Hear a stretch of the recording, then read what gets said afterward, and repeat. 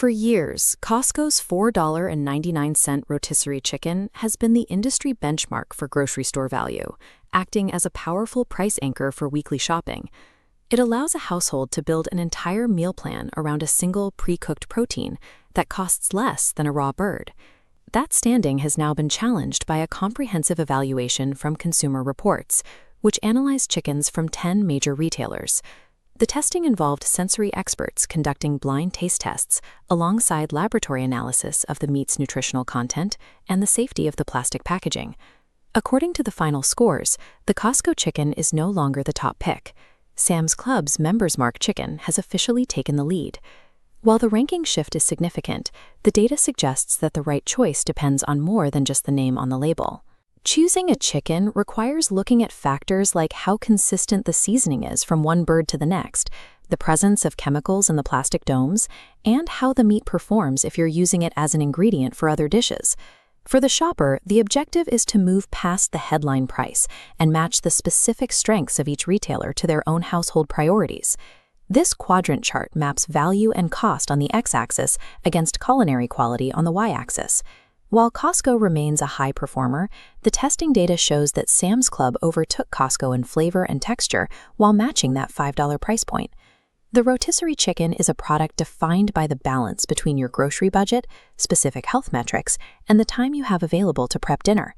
If the goal is a hot, standalone meal ready to be carved on the table, the choice comes down to the two warehouse leaders, Sam's Club and Costco. This comparison matrix breaks down the performance of these two options across three key areas: flavor, consistency, and logistics.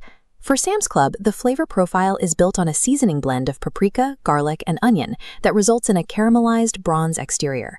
Where it pulled ahead was in consistency. The meat remained moist, and the flavor profile stayed the same from one bird to the next during the testing process. Logistically, a Sam's Club membership is required, and because these chickens are now highly rated, you often have to arrive early to get one before the fresh batches sell out. Moving to the Costco row, the flavor remains high quality. These birds are noted for being plump, tender, and savory. Costco's main drawback is batch variability. Testing showed that while some birds were perfectly seasoned, others were noticeably saltier, making the quality unpredictable for the shopper.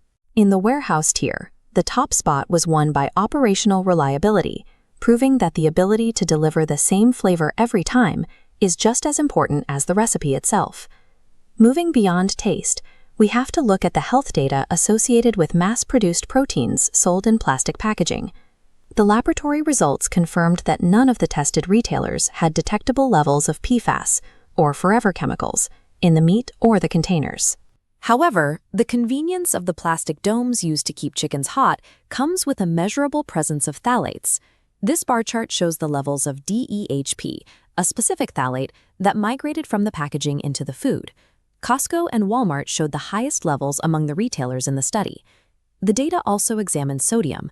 Most retailers use a salt-based brine to keep the meat from drying out under heat lamps, though Costco and Sam's Club actually tested lower in sodium than their nutrition labels claimed.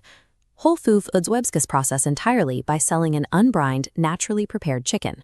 The trade-off for this cleaner preparation is a drier texture and a much milder flavor profile, all at a price that exceeds $8.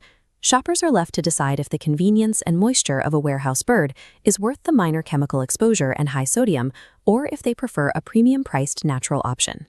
Regional grocers like ShopRite, Hannaford, and BJ's Wholesale Club occupy a different segment of the market.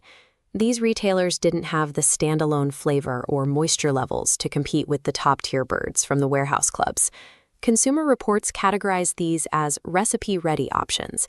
This means they are best used when the meat is being rapidly shredded and incorporated into other meals. If you are making chicken soup, or preparing a batch of tacos, or baking a hearty casserole, the standalone seasoning of the bird is less important because it will be masked by your own spices and ingredients.